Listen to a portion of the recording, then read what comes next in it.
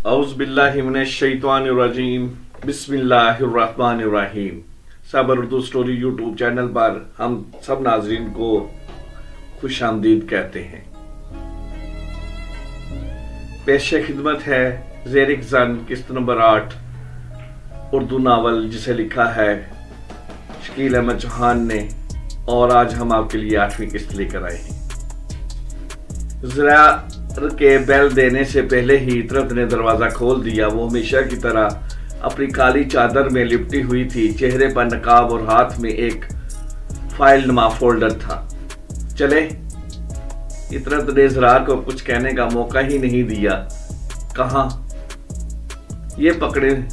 ज़रार को वो फाइल पकड़ाने के बाद इतरत बैरूनी दरवाजे को बाहर से लॉक लगाने लगी। जाना कहाँ है? ज़रार ने पूछा। आप आए मेरे साथ। इतरत आगे आगे चल पड़ी। ज़रार ने उसके साथ कदम मिलाए। जब दोनों सड़क पर पहुंचे तो साजिद कार का दरवाजा खोले खड़ा था।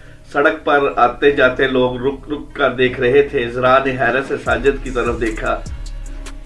इतरत बड़े शान के साथ कार की पिछली सीट पर बैठ गई। ज़रार भी उसके साथ बैठ गया। साजिद ड्राइव करने लगा। जब कार रिंग रोड पर चढ़ी तो इतरत ने अपना हाथ चुपके से ज़रार के हाथ में दे दिया। ज़रार के तन मन धन में खुशी की लहर दौड़ गई। साजिद घर बोलकर, मेरा और साहब का खाना बेडरूम में ही लगवा दो। जी आपी। साजिद ने अपने फ़ोन से अपनी माँ का नंबर मिलाया। अम्मा आपी और सर का खाना उनके बेडरूम में ही लगवा दें। मैं उनको लेकर 15-20 मिनट तक पहुँच रहा हूँ। घर पहुंचकर वो बेडरूम के सामने पहुंचे तो शाकरा एक मुलाजमा के साथ बेडरूम से निकल रही थी। अस्सलामु अलैकुम, इतरत ने खलूस से कहा। वालेकुम अस्सलाम। छोटी बेगम ये बोलकर शाकरा उस मुलाजमा को लेकर वहां से जल्दी से चली गई। साजिद के अलावा बाकी मुलाजम आपसे बहुत डरते हैं, इतरत ने ज़रार से कहा। ज़रार ने दरवाजे की नाव पर हाथ रखते हुए उसे खोला और फिर तज़ीमी नज़रों से इतरत को अंदर जाने की दावत दी। ज़रार आज इतरत से कुछ मोहताज सा था। इतरत के पीछे पीछे ही ज़रार भी बेडरूम में दाखिल हो गया। इतरत ने अपनी चादर उतारी, फिर चेहरे से नकाब हटाया। उफ़क़ पर चमकती शफक जैसा एक मुखड़ा ज़रार के सामने था। आज इस चेहरे पर पहली बार ज़रार ने हल्का सा मेकअप भी देखा। इतरत ने सूट भी फैंसी पहन रखा था। ज़रार नादीदी नज़रों से इतरत को टुकर टुकर देख रहा था। इतरत ने नज़रों से नज़रें मिलाई। ज़रार की नज़रों में इद्दत थी, जबकि इतरत की नज़रों में शांत मोहब्बत। इतरत ने शायस्तगी से पूछा, खाना क्यों नहीं खाया कल से आपने? खा पी थी क्या? ज़रार ने पूछा। मेरी भूख तब मरती है जब मैं किसी के साथ ज्यादती कर बैठूं, इतरत ने धीमे लहजे में बताया। ज़रार ने भी उसी तरह के लहजे के साथ इतराफ़ किया। शायद इसीलिए मेरी भूख भी मर गई थी। इतरत ने खाने वाली ट्रॉली और मेज की तरफ इशारा करते हुए कहा, खाना खाते हैं। वो दोनों खाने के सामने बैठकर एक दूसरे की तरफ देखने लगे। इतरत ने ज़रार से कहा, डालें। उस दिन अपने हाथों से खिलाया था। ज़रार ने शिकवे के साथ याद कराया। इतरत ने खाना प्लेट में निकाला और ज़रार को खिलाने लगी। खाने से फारग होते ही ज़रार ने बर्तन ले जाने के लिए शाकरा को कॉल कर दी। इतरत वाशरूम चली गई तो ज़रार ने टेरेस पर जाकर सिगरेट सुगला ली। जब इतरत वजू करके लौटी तब तक बर्तन समेट लिए गए थे। मुलाजमा के पीछे शाकरा भी बेडरूम से निकल रही थी। इतरत ने पीछे से आवाज़ दी, बीबी जायनमाज चाहिए। जी मैंने आपके कपड़े और जायनमाज पहले ही उस कैबिन में रखवा दिए थे, शाकरा ने कैबिन की तरफ इशारा करते हुए बताया। इतरत ने कहा, शुक्रिया, आप जा सकती हैं। इतरत नमाज में मसरूफ हो गई। ज़रार टेरेस का दरवाज़ा बंद करने के बाद बेडरूम में आया और 3 सीटों वाले एक सोफे के कोने में बैठकर नमाज पढ़ती हुई इतरत को गौर से देखने लगा। इतरत ने नमाज से फारग होने के बाद उसी कैबिन में जाए नमाज रखा और आकर सोफे के दूसरे कोने में बैठते हुए ज़रार से पूछा, सिगरेट भी पीते हैं? कभी कभी, जब बहुत ज़्यादा कंफ्यूज होता हूँ। कंफ्यूज क्यों है? इतरत ने दिलचस्पी से पूछा। बहुत कुछ आपको बताना चाहता हूँ पर आपकी नाराज़गी से डर लगता है। मैं आपको समझाना इसलिए चाहती हूँ ताकि आपको खुश रख पाऊँ। मुझे आपके राज जानने में कोई दिलचस्पी नहीं है। इतरत के बताने पर ज़रार हरीस नज़रों से उसे देखने लगा। इतरत ने अपने हाथ आगे बढ़ाया। ज़रार ने बगैर ताख़ीर के उसे पकड़ लिया। इतरत ने ज़रार के हाथ को अपनी तरफ बड़े आराम से खींचते हुए ज़रार का सर अपनी गोद में रख लिया।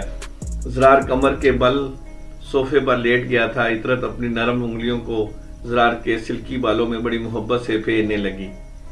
उस रात की तरह आज भी बड़ा सुकून मिल रहा है, ज़रार ने गर्म सांसों के साथ बताया। इतरत खामोश रही। मैंने बड़ी लड़कियों के साथ वक्त गुजारा है, ऐसा सुकून कभी किसी के साथ नहीं मिला। मैं आपको मनकूहा, इतरत ने बताया। मनकूहा मतलब हमारा निकाह हुआ है, हम दोनों एक दूसरे के लिए हलाल हैं। हलाल में सुकून ही सुकून है और हराम में परेशानी के अलावा कुछ नहीं, इतरत ने किसी गहरी सोच के साथ बताया। इतरत की संजीदगी को देखते हुए ज़रार उठकर बैठ गया। उसने इतरत से बड़े खुलूस के साथ पूछा, एकदम से आप परेशान क्यों हो गई हैं? इतरत गर्दन को नफ़ी में हिलाते हुए खुद ही ज़रार के सीने से लग गई। रात के पिछले पहर जब ज़रार के वजूद से हिद्दत कम हुई तो वो इतरत को बताने लगा, जब मैंने आपको पहली बार मियाँ जी के हुजरे में देखा उसी वक्त मैंने फैसला कर लिया था कितनी ही कीमती क्यों ना अदा करनी पड़े, इसे ज़रूर हासिल करना है। हादसे के लफ्ज़ पर इतरत ने थोड़ी खफगी से ज़रार की तरफ देखा। ज़रार के रूबरू उसी के बाजू पर सर रखे हुए इतरत बेड पर कंबल के अंदर लेटी हुई थी। अंदर की कमीनगी बता रहा हूँ, ज़रार ने लफ्ज़ हासिल की वजाहत पेश की। जब मैं आपको ड्रॉप करने गया मैंने आपको फूल पेश किए, आपने इनकार कर दिया। उस वक्त मुझे अंदाज़ा हो गया था कि ये शादी के बगैर मेरे हाथ कभी नहीं लग सकती। वापसी पर मैं कार रोक के काफ़ी देर तक सोचता रहा, फिर मैंने फैसला किया कि ये एडवेंचर करके देखते हैं। एडवेंचर कैसे? इतरत ने बड़े मज़े से पूछा। मैंने सोचा 1.5-2 महीने मज़े करने के बाद आपको मरते हुए करीब से देखूंगा। इतरत ज़रेला मुस्कुराई, जबकि ज़रार यकायक संजीदा हो गया। वो बड़े जज्बे से कहने लगा,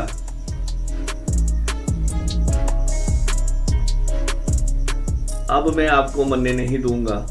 ज़रार की संजीदगी देखकर इतरत यकीन कामल से कहने लगी, आपको किसने कहा कि मैं आपसे पहले मर जाऊंगी? मतलब ये कि ज़रार साहब जब से होश संभाला है अल्लाह वाले से एक ही दुआ मांगी है, या अल्लाह शादी किसी भी करवा देना, उसके मरने के 10 साल तक मुझे जिंदा जरूर रखना। वो क्यों? ज़रार ने इश्तियाक से पूछा। बचपन से सुन के मेरे कान पक गए हैं, बेवफा रंडी बदमाश घर से भागी हुई की बेटी है। ये मैंने अल्लाह से हमेशा हया वफा इज्जत और लंबी उम्र मांगी है। इतरत बात करते करते चुप हो गई, फिर यकलख्त बोल उठी। वो दुआ के साथ साथ दवा का भी हुक्म देता है, और आज की दवाई मैंने खाई ही नहीं। आपको फोल्ड दिया था, वो आप कार में ही छोड़ आए हैं, मैं अभी मंगवाता हूँ। ज़रार ने कंबल से बाजू निकालते हुए इंटरकॉम की तरफ हाथ बढ़ाया ही था कि इतरत बोल उठी, रात के 3 बजे क्यों किसी की नींद खराब कर रहे हैं? मैं खुद ले आती हूँ। इतरत उठने लगी तो ज़रार ने उसकी पेशानी चूमते हुए कहा, आप नहीं जाएंगी, मैं खुद जाता हूँ। ज़रार उठते उठते रुक कर पूछने लगा, गार्ड जाग रहा होगा, उससे मंगवा लो। इतरत ने गर्दन हिलाकर इजाज़त दे दी। ज़रार ने गार्ड को इंटरकॉम पर हुक्म दिया। थोड़ी देर बाद बेडरूम के दरवाजे पर दस्तक हुई। ज़रार अपना गाउन पहनकर फोल्डर लेने चला गया। ज़रार ने इतरत को फोल्डर पेश किया। इतरत उसमें से अपनी दवाई निकालने लगी। इसी असना में ज़रार ने उसे पानी भी पेश करते हुए कहा, पानी। इतरत ने मशकून नज़रों से ज़रार को देखा। दवाई खाने के बाद वो बोली, सुबह मुझे मुस्लिम टाउन डॉक्टर ज़ेबा अजीज़ के क्लिनिक भी जाना है, मैं खुद लेकर जाऊंगा। ज़रार ने कहा। तफसीली चेकअप के बाद जब इतरत डॉक्टर ज़ेबा अजीज के ऑफिस से निकली तो बाहर बैठा हुआ ज़रार फर्श से खड़ा हो गया। क्या कहा डॉक्टर ने? ज़रार ने फिक्रमंदी से पूछा। रूटीन का चेकअप था, इतरत ने इत्मीनान से बताया। फिर भी कुछ कहा तो होगा। डॉक्टर मुझे कुछ नहीं कहती, इतरत ने मुस्कुराते हुए बताया। ज़रार को तशवीश होने लगी। उसने इतरत से पूछा, मैं डॉक्टर से मिल सकता हूँ क्या? वो भी आपसे मिलना चाहती है, चले। इतरत ने चलते हुए अंदर जाने का इशारा किया। ज़रार ने बड़ी संजीदगी में बताया, मैं अकेले में मिलना चाहता हूँ, कोई फायदा नहीं, बूढ़ी हैं, वो बेटा कहेंगी आपको। इतरत ने उतनी ही संजीदगी से बताया। ज़रार मुस्कुराते हुए ऑफिस के अंदर दाखिल हो गया। इतरत उसके बाद लैब में दाखिल हो गई। जी डॉक्टर ज़ेबा अजीज ने फाइल से नजरें उठाकर चश्मे के ऊपर से देखते हुए कहा था। ज़रार ने अपना तारुफ करवाया, मैं जी इतरत का हस्बैंड हूँ। डॉक्टर ने उल्टे हाथ से चश्मे को आंखों के ऊपर ले जाते हुए सरता पैर गौर से ज़रार को देखा, फिर बड़े खलूस से कहा, आओ बेटा बैठो। ज़रार बैठ गया। इतरत ने मुझे निकाह पर इनवाइट किया था। उस दिन मैं और डॉक्टर साहब एक फंक्शन पर इस्लामाबाद गए हुए थे। मैं खुद तुम्हें देखना चाह रही थी, डॉक्टर ने आखिरी लाइन मुस्कुराते हुए कही थी। मैं डॉक्टर साहिबा इतरत के बारे में कुछ पूछना चाहता हूँ। ज़रार की झिझक में भी फिक्रमंदी नुमाया थी। डॉक्टर ज़रार की इस फिक्रमंदी से लुत्फ़अंदोज़ होते हुए बोली, पूछो। पैसों की प्रॉब्लम नहीं, बस किसी तरह इतरत को बचा ले। ज़रार ने जज्बाती होते हुए कहा, इंशाल्लाह बच जाएगी। डोंट वरी, मैं उसे इलाज के लिए किसी भी मुल्क भिजवा सकता हूँ। ज़रार ने बड़े इत्मीनान से बताया। 7 करोड़ वाली बात बताई होगी उसने। ज़रार ने फट से गर्दन हिला दी। तकरीबन साल पहले जब का कैंसर तशखीस हुआ था, तब किसी डॉक्टर ने उसे बोल दिया था कि आपका इलाज सिर्फ बाहर से हो सकता है और इलाज पर 7 करोड़ खर्च होंगे। इन दिनों मैं जनाह हॉस्पिटल में कैंसर की हेड ऑफ डिपार्टमेंट थी। ये मेरे पास आई, बहुत परेशान थी। मैंने इसका चेकअप करने के बाद शौकत खानम में अपने हस्बैंड के पास जाने का मशवरा दिया। इतरत ज़कात और सदक़े के पैसे से इलाज नहीं करवाना चाहती थी। मैंने कहा, तुम कर्ज समझ कर इलाज करवाती रहो, जब पैसे आएंगे तो कर्ज वापस कर देना। कर्ज वापस कर दिया है उसने, ज़रार ने जल्दी से बताया। डॉक्टर मुस्कुरा दी। ज़रार ने अगला सवाल पूछ लिया, कितने फीसद चांस है इतरत के बचने के? 50-50। डॉक्टर की बात सुनकर ज़रार मुरझा सा गया। इतरत बहुत मजबूत इरादे की मालिक है, उसके अंदर जीने की आरजू है। जब वो मेरे पास आई थी तो चांस ना होने के बराबर थे। ये उसकी दुआओं का असर है या फिर हमारी दुआओं का, अल्लाह ही जानता है। इतरत ऑफिस में दाखिल हुई। डॉक्टर की नजर पड़ते ही उसने पूछा, क्या? जी, इतरत ने जवाब दिया। ऊपर चलो, चाय पीकर जाना, डॉक्टर ने कहा। आपको पता तो है मैं चाय नहीं पीती, उससे तो पीने दो। डॉक्टर ज़ेबा मुस्कुराते हुए बोली। है मूड? इतरत ने ज़रार से पूछा। नहीं। फिर कभी? ज़रार ने कुर्सी से उठते हुए कहा। डॉक्टर ने ज़रार की तरफ मुतवज्जो होकर कहा, बेटा इसका ख्याल रखना, बड़ी प्यारी बच्ची है ये, इस आम से कहने से खाक इलाज होगा। कार में बैठते ही ज़रार ने फाइल पीछे सीट पर रखते हुए कहा, क्लिनिक आम है, डॉक्टर दोनों ही खास हैं। दोनों मतलब? ज़रार ने उजरत में पूछा। डॉक्टर ज़ेबा और डॉक्टर अजीज ज़ेबा मैडम रिटायर्ड हो चुकी हैं, ये क्लिनिक उनका है। डॉक्टर अजीज शौकत खानम में जॉब करते हैं और वो अपने प्राइवेट क्लिनिक नहीं बना सकते। क्यों? ज़रार के ज़हन में सवाल उठा। शौकत खानम की पॉलिसी है कि वहाँ जॉब करने वाला डॉक्टर प्राइवेट क्लिनिक नहीं चला सकता। अब चलें, बाकी बातें रास्ते में पूछ लीजिएगा। इतरत ने कहा। ज़रार ने कार चला दी, साथ ही इतरत बोल उठी, अब हमने शिमला पहाड़ी जाना है। शिमला पहाड़ी क्यों? ज़रार ने पूछा। इतरत तसव्वुर में वो मुकद्दस मकामात लाते हुए कहने लगी, बताया तो था नया शनाख्ती कार्ड बनवाना है, फिर वहाँ से रावी के पुल के पास पासपोर्ट ऑफिस जाना है।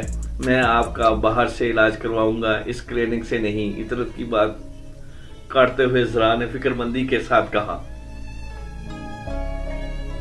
इतरत के होंठों पर मुस्कुराहट ने अंगड़ाई ली। वो ज़रार के हाथ पर अपना नरम हाथ रखते हुए बड़े नरम लहजे में समझाने लगी, इजरार साहब, मेरा इलाज शौकत खानम से हो रहा है, इस क्लिनिक से नहीं। वहां तो आप चेकअप के लिए एक बार भी नहीं गई, इजरार ने कहा। इतर ने मोहब्बत भरी नजरों के साथ इजरार की तरफ देखा, फिर कहने लगी, वहां महीने बाद चेकअप होता है और हमें मिले हुए अभी एक हफ्ता भी नहीं हुआ। मुझे तो ऐसा महसूस होता है जैसे मैं आपको सदियों से जानता हूँ। इजरार की संजीदगी देखकर इतरत मुस्कुराते हुए बोली, ध्यान से ड्राइव करें। मैंने कहा भी था साजिद को साथ ले चलते हैं। साजिद साथ होता तो आपने मेरी तरफ देखना भी नहीं था। यही बात मैं उस दिन आपको समझाने वाली थी। किसी दिन इजरार ने पूछा। इतर ने सिर्फ आंख भर के देखा ही था कि इजरार शर्मिंदा हो गया। इतरत ने उसके कंधे पर हाथ रखकर फिर बोली, मैंने मियाँ जी और अम्मा को कभी अपने सामने एक चारपाई पर इकट्ठे बैठे नहीं देखा, कभी उनकी गुस्सा नहीं सुनी, कभी उन्हें नज़रों से इशारे करते नहीं पाया। इसके बावजूद उनमें मोहब्बत इंतहा की थी। वो दोनों एक दूसरे को आप करके बुलाते। मियाँ जी एक पाव छोटा गोश्त लाते, वो ख़त्म होने में ना आता। मियाँ जी की कोशिश होती कि अम्मा बोटी खा लें और अम्मा जी की कोशिश होती कि मियाँ जी खा लें, और खा मैं जाती थी। तो क्या के चमक उठी थी। उसके खामोश होते ही इजरार ने कहा, और बताओ। उनको देख देख कर मेरे अंदर भी ऐसी मोहब्बत की आरज़ू पैदा होने लगी। मैंने ऐसी मोहब्बत करने वाला जोड़ा अपनी ज़िंदगी में नहीं देखा। मैंने देखा है, इजरार ने तड़प कर कहा। इतरत उसकी तरफ मुतवज्जो हुई। मामा पापा को वो हर वक्त एक दूसरे के साथ चिपके रहते। उन्हें एक दूसरे के अलावा कभी कोई तीसरा नजर ही नहीं आया। इधर इधर नादरा का ऑफिस, इधर ये वाला। इजरार रास्ते से भटक जाता है अगर इतरत उसे ना बताती। कार पार्क करने के बाद वो नादरा ऑफिस के अंदर चले गए। नाज़रीन, आपका बहुत बहुत शुक्रिया कि आपने अपना कीमती वक्त हमें अता किया और हमारी इस कोशिश